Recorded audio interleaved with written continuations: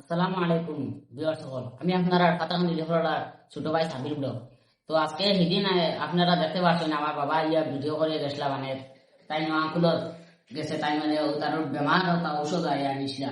তো এটুকু তাই ঔষধ পাইছিল না, যেহেতু তাই না আজকেও তাই মানে খবর দিছিল না আমি ঔষধ নিছি। আঙ্কুলে কোনো টেকা নিছিল না, আমার বাবার কাছে বহুত টাকা ঔষধ দিছিল, সব আজকে দিছিল তাই ঔষধ সব মিলাইয়া আনিয়া, কিন্তু এক টাকা নিছিল না। আমার বাবা ভাই তার মায়া আমায় দিছে, তাই আমার খোঁজ ডাক্তার দিছে না পাঠিয়া। আর ওটা দেখেন আমি তো আর কইতাম কিতা এখানে মানুষ এখানে আসই।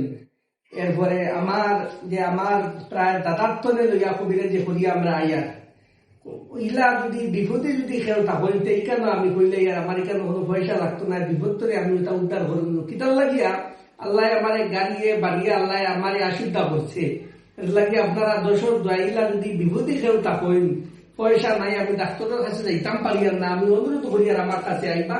আমি যতক্ষণ আমি পারবো আমার তফিয়ত দিয়া কোন গাছের লতা পাতা ফল মূল শিকড় এগুলা জমাইয়া আমি মানুষের দিমু।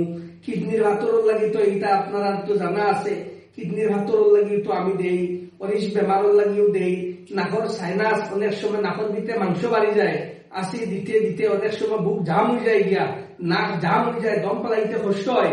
এই সাইনাস বেমারের লাগি আমি একটা গাছের জ্বর দিমু, মাথার মধ্যে বানিয়ে দিবাই। সাইনাস বেমার যদি আরাম হয় এরপরে আমার খুশি করবাই।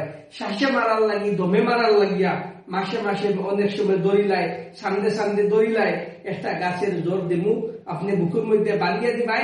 শ্বাসে মারা বেমার যদি আরাম হয় এরপরে আমার খুশি করবা। এখানে বইয়ের একটা কথা, অনেক সময় কিছু বাইতে বিয়া শাদী করার 10, 12, 15 বছর হয়ে গেছে গিয়া অনেক সময় হলুতা মলুতা যারা পান না, আমি অনুরোধ করিয়া আমার কাছে আইবা, একটা গাছের জ্বর আমি দিমু, কোমরের মধ্যে বান্ধিয়া দিবাই।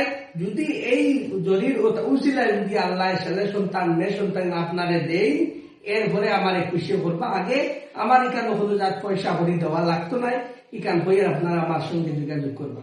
তো সুস্থ হয়েছেন, তো আজকে এখন রুগী দেখাইমু যে আমি সুস্থ হয়েছি, আমার সাত আরাম আছে, যে এখন আরাম হয়েছি। যে আরাম হয়েছে ওটা দিতাম।